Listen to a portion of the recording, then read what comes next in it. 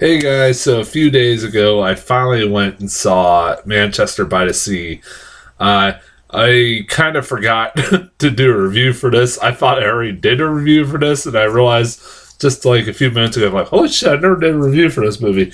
It's been a few days since I've seen this. This movie's still fresh in my mind, so it's not like, I will forget everything, but if I do, I apologize. If I forget something and I remember it after I do a review, I'll put it in the description and stuff like that.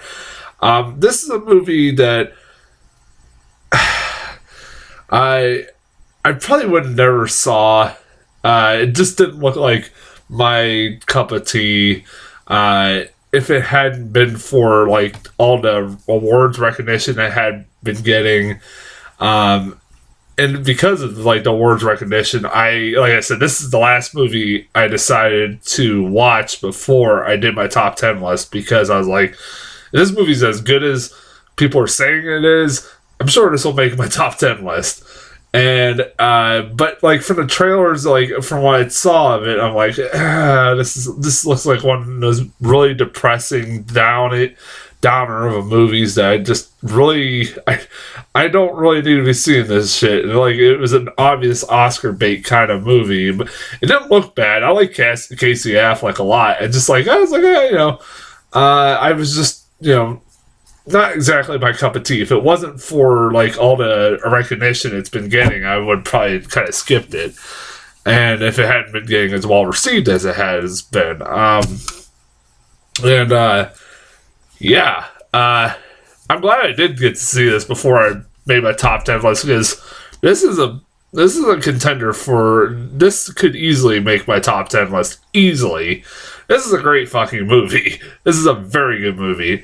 I will say this, from the trailers, it looks like a fucking really big downer of a movie, and it is because it deals with a lot of tough subjects, like, grief and how to deal with it, and, loss and everything else like that. It deals with a lot of, like, really tough subjects, like, really, a lot of subjects that kind of, like, hit close home to me, because I've dealt with a lot of the same stuff that these characters in this movie does, especially the teenage boy, but because I've lost a dad before.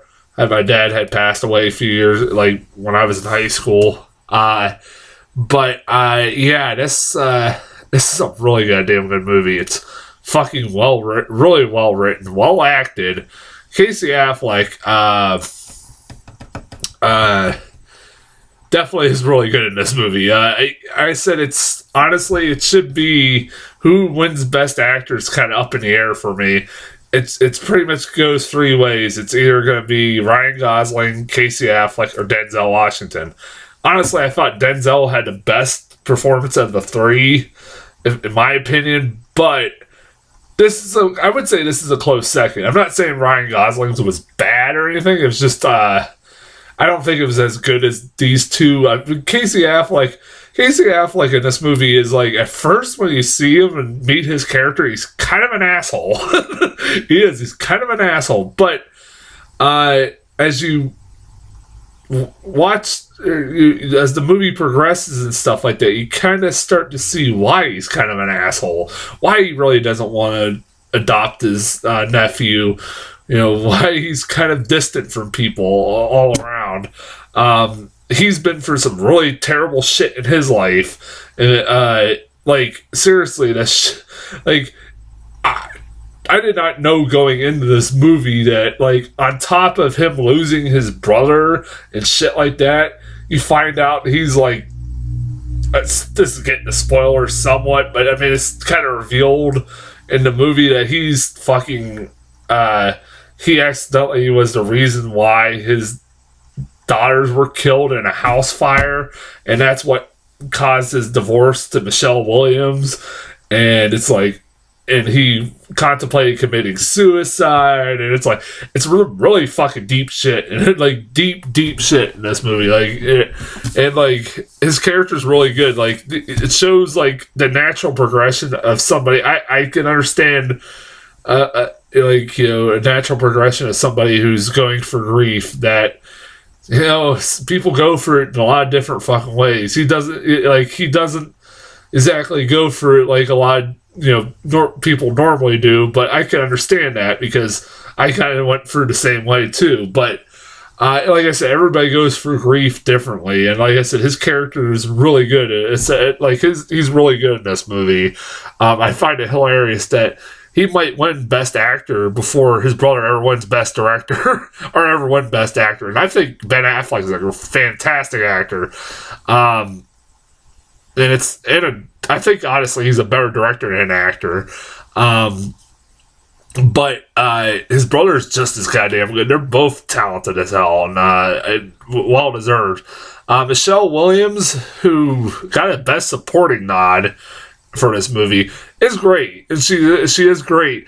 But she's in this movie for like less than 10 minutes. Like, it's not that impactful of a performance that I thought that she deserved a fucking Oscar nomination. I was like, that wasn't.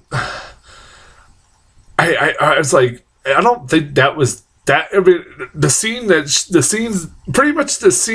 she is in is the one you see in the trailers where she's crying to Casey Affleck, apologizing to him and stuff. That's basically the big main scene that she's in.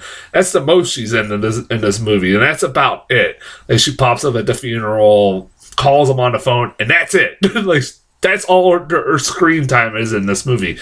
And I said, and it's kind of funny because it's like this is one of those actresses that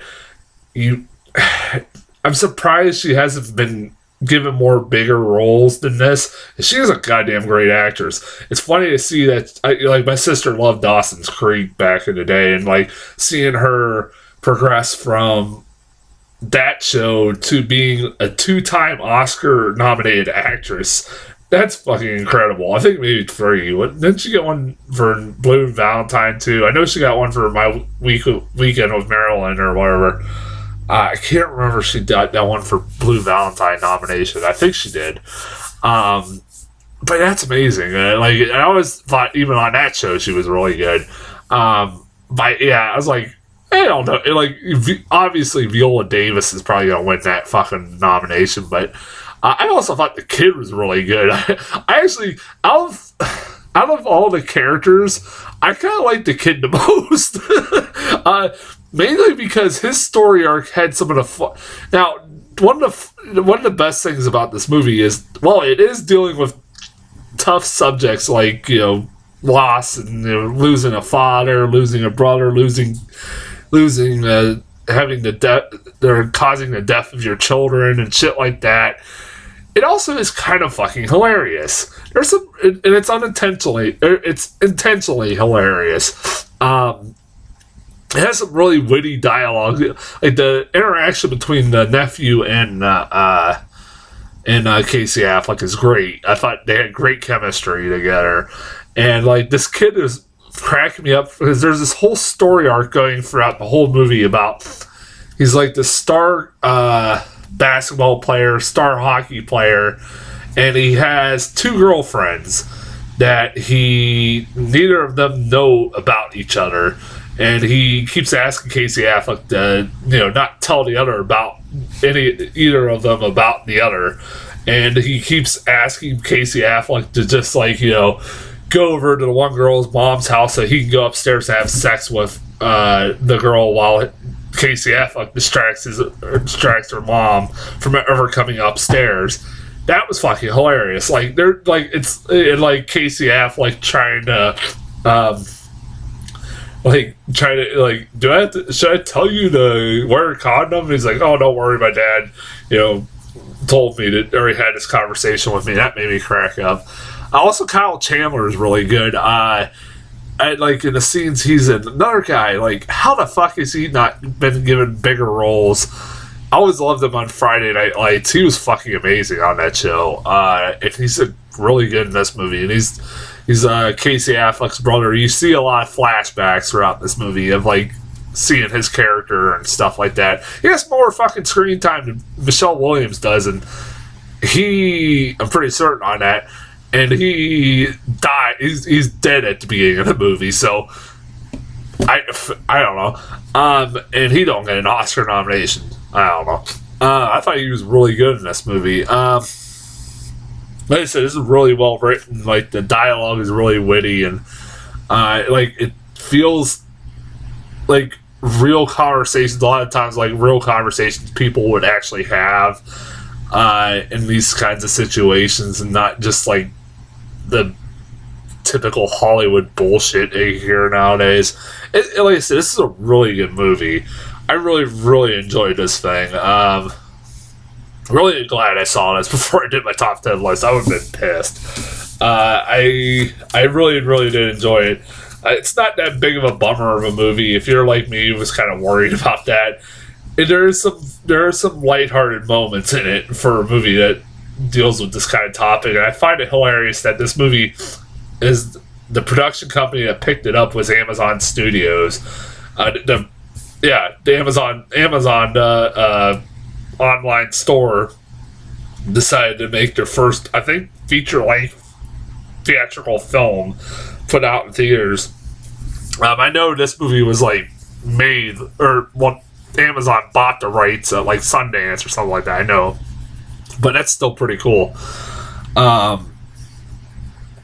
Seems like my movie theater is like starting to get a lot of these more like independent movies, which I'm very surprised, but I'm also very happy about. They also got that movie, The Comedian, which I never seen one fucking thing for, and I was really surprised we got it. And apparently it's really bad, so I avoided that. So maybe we'll be starting to get more of those, like as the weeks progress, hopefully. But I recommend seeing Manchester by the Sea, especially if it getting all the Oscar buzz it has been getting. As far as trailers go, I only got one new trailer. It was something called Tommy's Honor. Barely remember this fucking trailer, but it was that memorable. It was about something about a golfer or something like that. That's all I kind of went to the bathroom and came in before or after the trailer had started, and it was like, it's something about a golfer in olden time England. I don't know. That's all I got out of it. That's as far as the trailers go. I think this week is the hell is this week? John Wick 2 is coming up. God, I hope that's good. Lego Batman movie and 50 Shades Darker, which I probably won't be seeing. I don't know what I don't know what exactly I'll be seeing, but I'll be seeing something in next week. I'm not seeing Rings, and I'm not seeing The Space Between Us, if you're wondering. No, I will not be seeing those. But until then, I will talk to you guys later.